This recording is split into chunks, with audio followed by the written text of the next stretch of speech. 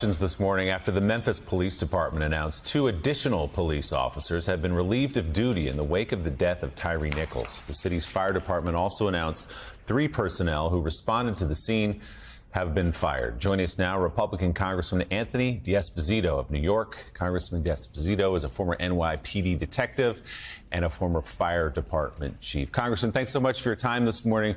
We appreciate it, and you bring your expertise to this conversation. You've called for some changes in the wake of the death of Tyre Nichols. I'm curious, the humanity of it hit all of us, the lack of humanity in that video. But as a police officer, as a firefighter, what did you see in that video? Well, I'll start with this. There is nobody that dislikes a bad cop more than good cops. So let's focus there. But I think what we saw in this video is that we need to take a hard look at training across this nation and make it standardized so that departments, whether you're in Middle America, the East or West Coast, we have the same basic training. I think that's important to keep our community safe, and it's important to keep the members of service safe. So, Congressman, I hear you on that, and I've heard many other people say that, but do you really need training to know not to beat a man within an inch of his life as he's laying on the ground? What training would have changed what we saw there? Well, I think that there's what's happening right now is, unfortunately, many departments are lowering their standards, and it's because of the attack from the far left on law enforcement and the job that people do each and every day. We've seen it. I'll use my department of the NYPD as an example. I mean, this year alone, we've seen the record amount of exits. I think there's nothing more telling when you hear from members of law enforcement who have, for generations, been part of protecting and serving, and they are telling their children, their grandchildren, their nieces and nephews that they shouldn't join the police department because of the attack that we've seen from the far left. So I think that we need to embrace, we need to call for training, and we need to make sure that departments aren't lowering their standards across this nation because it's, as we see, it's affecting the day-to-day protection of communities. So, Congressman, you're talking there about lowering the standards of who they hire to become police officers? Correct. I mean, there have been departments throughout this nation that have lowered standards because they just don't have people knocking on the door to join the ranks. There are departments across this nation, and thankfully there are not tons of them, but there are departments where police officers go to work each and every day to patrol, and they could be sharing a bulletproof vest with other people that serve. I mean, that's no way for us to be having law enforcement act in the United States of America. With all the money that we send across to foreign nations, we need to focus here and make sure that the police officers and law enforcement have the tools in their tool belt to do the job that they were sworn to do. So, Congressman, I don't think you'll get any argument here that the job of being a police officer in specific districts, specific cities, has never been tougher. You pull up to a call at 11 o'clock at night. No matter the call, there's going to be at least 6 people there with their cell phones going to record what happens.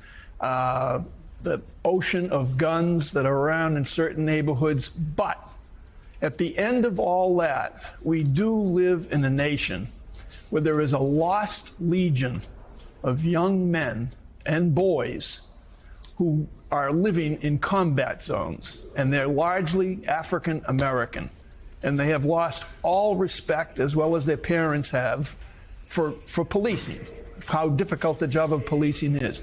What do we do about trying to convince young African Americans and people of color in city after city that the police are there to help, not hurt or hinder?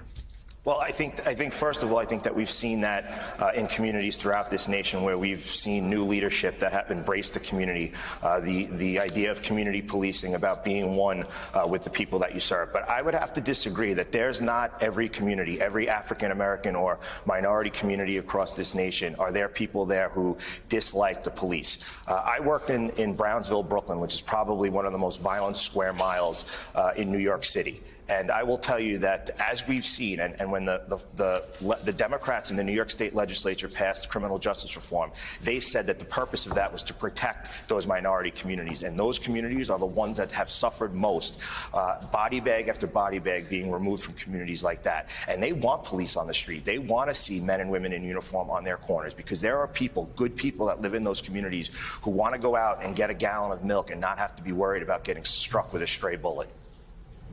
Congressman, I want to thank you for saying that, because yes, it is true. No one wants or needs good policing more than people who live in neighborhoods that are afflicted by crime. Of course, people want good policing. But I want to go back to your original point about whom police departments are hiring and why that might have changed. Do you have information that was indeed a factor in what happened in Memphis, that these were somehow unqualified people who became police officers, or because I'm not aware of any reporting that suggests that. It rather suggests to me that this unit, this Scorpion unit that they belong to, was given the assignment to essentially occupy a community rather than to police it, and to do so in a too aggressive and really unsafe manner.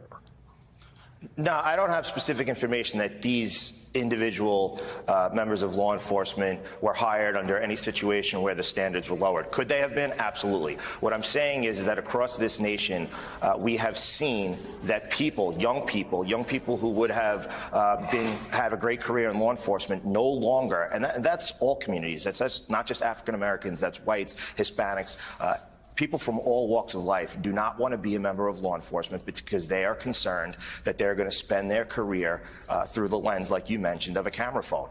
And anything that you say or do is unfortunately held against you and taken in a very wrong direction. This situation was terrible. And like I said when I started, nobody hates a bad cop more than a good cop. They are going to be held accountable, and they should have never walked a beat. They should have never been sworn in, and they should never be able to police ever again. Congressman Anthony D'Esposito of New York, thanks so much for your time this morning, and thank you for your service to the city of New York. We appreciate it.